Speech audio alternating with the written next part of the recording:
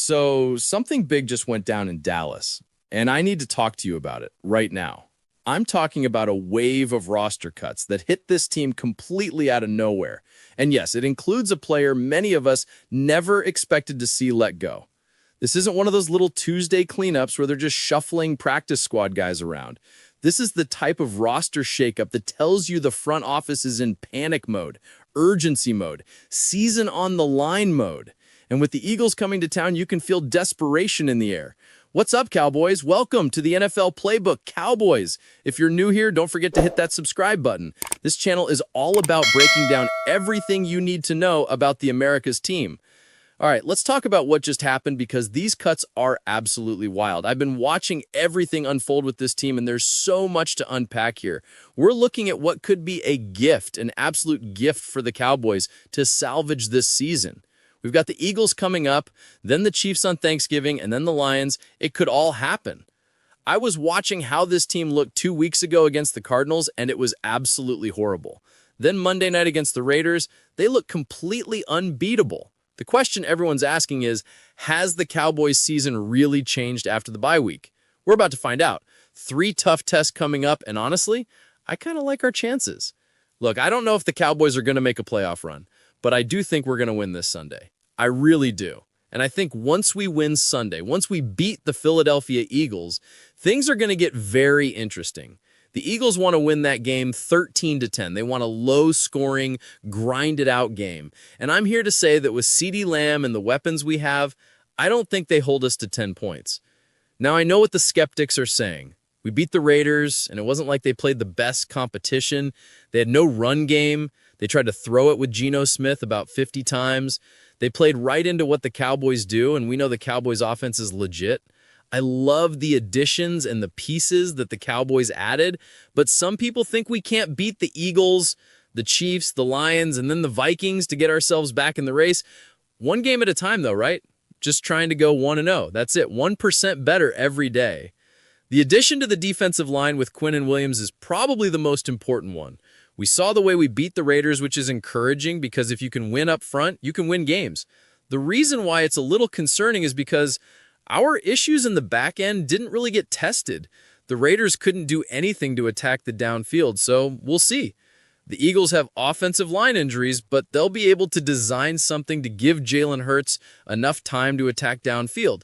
That's the real question going into Sunday. Part of my reasoning for liking our chances has to do with all these new additions on the Cowboys. Another part of it is the Eagles and the way they're playing on offense. They're not playing the same way they did when they got hot before. Look, A.J. Brown himself said not to expect them to be able to just flip a switch and turn it on when they need it as far as the passing game clicking with explosiveness outside the numbers and down the field. He said if you expect them to just flip a switch, you're fooling yourself. This is the kind of thing they need to address now before it starts catching up to them. This is the kind of game where it could catch up to them because let's just put it this way. Let's just say that all those additions up front for Dallas on the interior of our defense actually shut down the Eagles' run game. The Eagles ran the football all over us in week 1. They ran it for about 130-plus yards in that game, but this defense is different now. So what if it does become a game where Jalen Hurts has to throw the football? He has to get on the same page as Devonta Smith. He has to get on the same page as A.J. Brown. And from what I'm seeing, they're not on the same page right now. I don't think anyone inside or outside of that building would say that they are. So that's why I think this game is all the more intriguing. Those additions up front for Dallas mean something real. We beat the Raiders down exactly like we should have. We treated them exactly like a team with playoff hopes should treat a struggling opponent. It looks different now. Let's see what happens this week, but it genuinely looks different. And I know, this is the problem with the Cowboys. They just suck you in every single time. They pull me back in when I'm trying to stay rational. But I am old enough to remember when the Cowboys had a historically bad defense. That was what, 2 weeks ago? I remember Bam Knight scoring touchdowns on us like we weren't even there. But now, the additions on defense, not just the new guys, but the guys coming back from injury, that's huge. I'm not saying that beating the Raiders is the thing that will catapult us to the Super Bowl. Even if we beat the Eagles, that's a division game and anything can happen in division games. But what's the next step after that? We have to beat the Chiefs. What's after that? We have to beat the Lions. And then we have to beat the Vikings. That's a gauntlet, no question about it. Okay, now move to the main news, and this is important to understand before going further. Dallas has waived fourth-year linebacker Damone Clark. This one shocked a lot of people, myself included. Clark isn't a superstar, but he's a former starter, a guy who knows this defense inside and out, and someone who's played in big games for this team. He started 26 career games, including all 17 games in 2023. That's not a small resume. That's a guy who was a full-time starter just last season. The Cowboys didn't stop there either. Tight end John Stevens Jr. was waived, injured, from the practice squad. Center Wesley French was released from the practice squad as well. Anytime you see 3 cuts in a single day, especially during a short week before the biggest game of the season, it tells you the coaching staff is trying to send a message or open up flexibility somewhere else on the roster. Now, let's talk about Damone Clark, because this is clearly the move fans are debating the most on social media. Here's the truth as I see it. The linebacker room has changed, the roles have changed, the scheme has changed, and Clark just didn't fit what Mike Zimmer wants right now in his defense. You've got Eric Kendricks, the veteran voice, directing Zimmer's defense and making all the calls. You've got Marist Liufau, the rookie who's flashing real promise and showing he belongs on this level. And you've got DeMarvion Overshown, the speed demon who brings range that nobody else on this roster has at linebacker. When you look at it that way, Damone Clark became the odd man out. And with Dallas trying to shore up both trenches and special teams, depth at linebacker simply wasn't the priority anymore.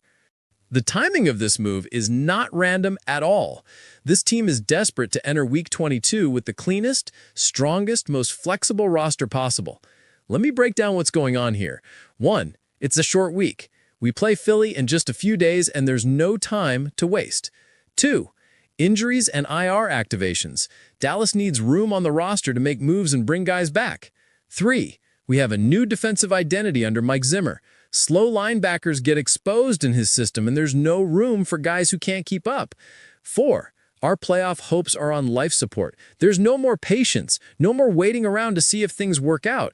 This is the coaching staff saying we're going with guys who can help us win now, not next month, not next year, not in the future. Right now, this week, against the Eagles. This game on Sunday. This is the season. I'm not sugarcoating anything, and I'm not going to pretend otherwise. The Cowboys are trying to get faster on defense, more explosive on offense, and cleaner on special teams. You don't make cuts like this unless you believe the roster you had wasn't good enough to beat the Eagles. Dallas knows that one more loss might be the final nail in the coffin for our playoff hopes. And Jerry Jones absolutely refuses to go out quietly. He's not built that way, and this organization isn't going to wave the white flag with 6 games still left to play.